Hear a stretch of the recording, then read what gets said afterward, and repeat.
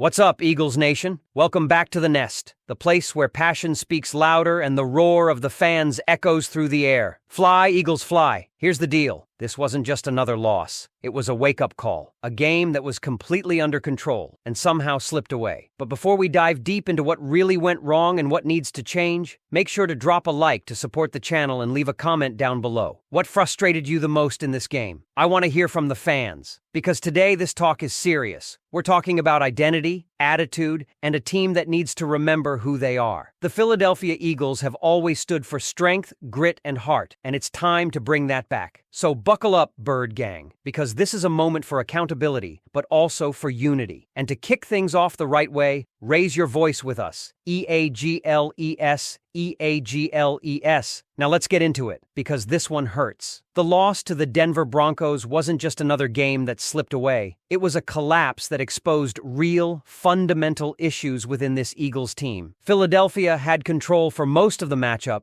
dictating tempo and rhythm, but somehow they let an 18-point unanswered rally bury them in the fourth quarter. Denver, led by Sean Payton and Vance Joseph, made adjustments on both sides of the ball, while the Eagles simply didn't have answers. The Broncos are young, scrappy, and well-coached, and the way they close that game out should be a wake-up call for a team with Super Bowl expectations. The worst part? The Eagles' offense once again failed to play a full 60 minutes. They came out swinging against Denver's man coverage early, but when the Broncos switched to zone, everything fell apart. Philadelphia looked confused and predictable, and that's something we've seen far too often this year. The team finished just 2 for 11 on third down, and if you're an Eagles fan, you know that's unacceptable for an offense this talented. The offensive line, one of the highest-paid units in the NFL, is becoming a real concern. They gave up 6 sacks to a Denver front that ranks first in sacks, quarterback hits, and pressure rate. That's domination, and it exposed every weakness in this line's protection schemes. What's even more puzzling is the lack of commitment to the run. Saquon Barkley had only 6 carries the entire game. 6. That's not a winning formula. Even when Denver loaded the box, the Eagles have always prided themselves on wearing defenses down through physical, punishing runs. Instead, Kevin Patullo and Sirianni stuck with a pass-heavy approach that gave Denver more time, more opportunities, and more control. When this offense sputters, the defense gets trapped on the field too long, and fatigue sets in. That's exactly what happened. The defense played strong early, but eventually broke down under the constant pressure. It's the kind of domino effect that championship-caliber teams simply don't allow to happen. And it wasn't just the scheme, it was the mistakes, penalties, false starts, illegal formations, sloppy pre-snap errors from a group that should know better. 10 of the 11 offensive starters from last year's Super Bowl team are still here. This group has chemistry. They've been battle-tested, yet somehow they're beating themselves week after week. You can't talk about winning Lombardies when you're still committing the kind of mental mistakes that derail entire drives. The frustrating part is that there were bright spots. Jalen Hurts showed flashes of his old self in the first half. His connection with DeVonta Smith looked dangerous again. Smith hauled in a 52-yard bomb that had fans thinking a blowout was coming. A.J. Brown was winning routes against Patrick Surtain,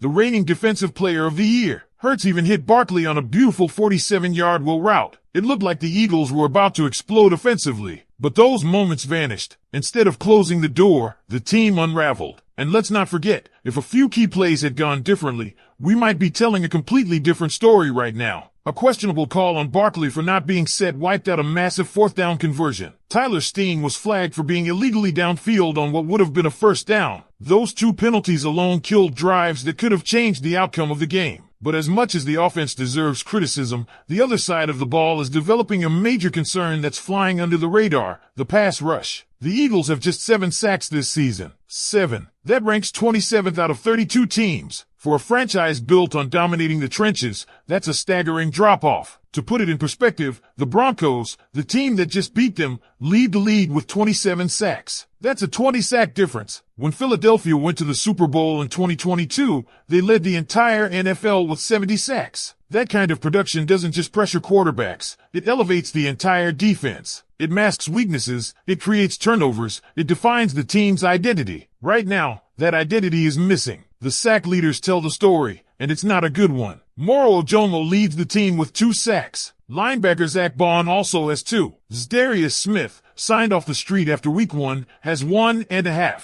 Jordan Davis has 1. Andrew Makuba, half a sack. That's it. That's the list. Only one edge rusher among them. You don't win championships with that kind of pass rushing output. This is exactly why Howie Roseman needs to act, and fast. With Brandon Graham gone and Nolan Smith still working his way back from injury, this front just doesn't have the juice it used to. The hope was that Jix Hunt and Nolan Smith could take that next step after last year's playoff run, but the production hasn't been there. And while Nolan's return will help, it's unrealistic to expect one player to completely transform this defense. That's why Roseman might need to go star hunting again, something he's never been shy about. This team doesn't need a rebuild, but it does need reinforcements. An elite pass rusher who can take over games and free up the secondary. Someone who fits the Eagles' DNA, tough, relentless, and hungry. One name that keeps coming up among insiders, and for good reason, is Max Crosby of the Las Vegas Raiders. Think about it. This guy embodies everything that defines Philadelphia football. Grit, heart, relentless motor, and zero fear of getting his hands dirty in the trenches. Crosby isn't just good, he's elite. He plays every snap like his life depends on it,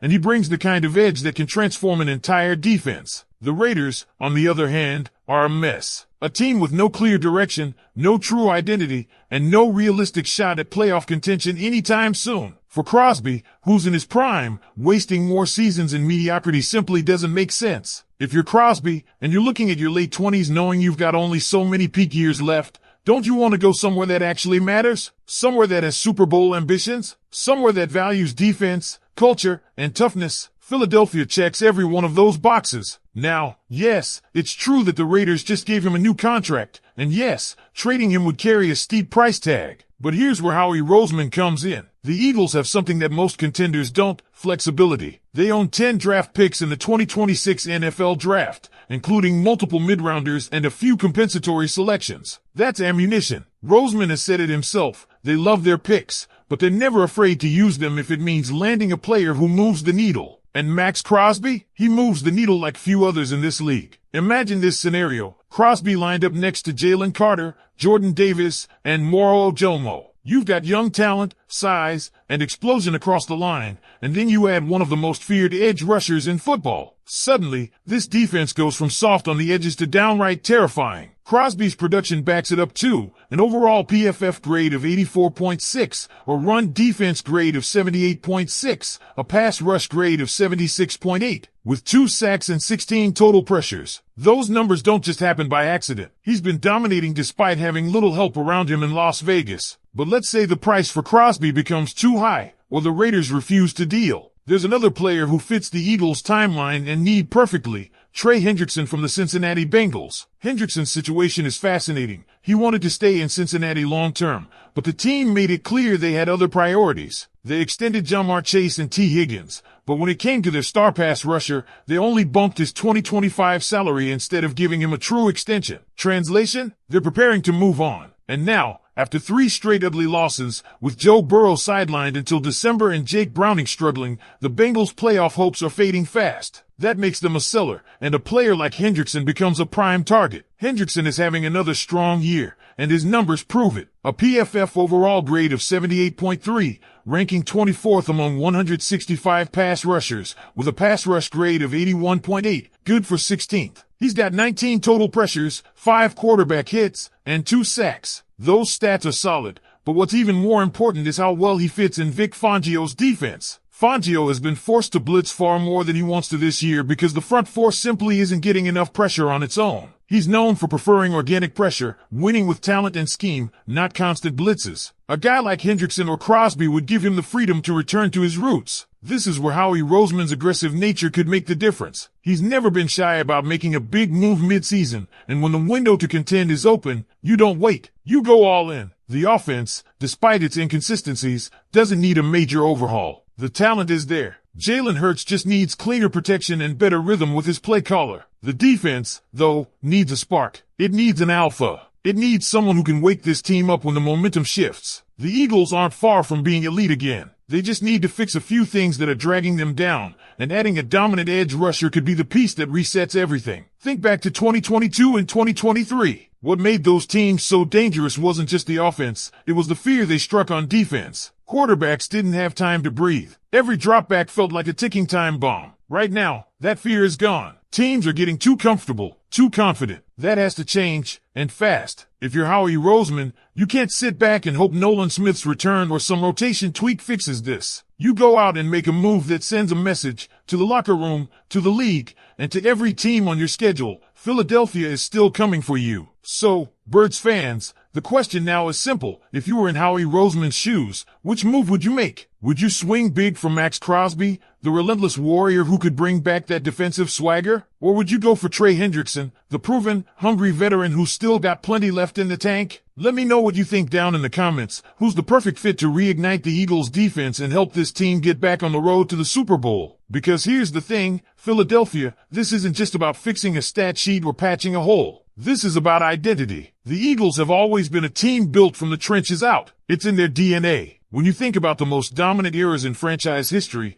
it always started up front. Reggie White, Fletcher Cox in his prime, Brandon Graham's leadership, the ferocity of that 2022 pass rush that led the league in sacks. That's who the Eagles are. When that part of the team fades, the entire operation feels different. The energy drops, the confidence dips, and right now, that's exactly what we're seeing. Players like Jalen Hurts and A.J. Brown can only do so much when every offensive drive turns into a scramble drill and the defense can't close out games. The offense has shown flashes, deep strikes, explosive plays, moments where Hurts looks like the MVP candidate we all know he can be, but it's the defense that dictates how far this team can go. Championship runs are built on balance. Right now, Philadelphia's balance is off, and the numbers prove it. 7 sacks in 5 games is not just disappointing, it's dangerous. It's the kind of stat that defines whether a contender stays in the race or slowly slides out of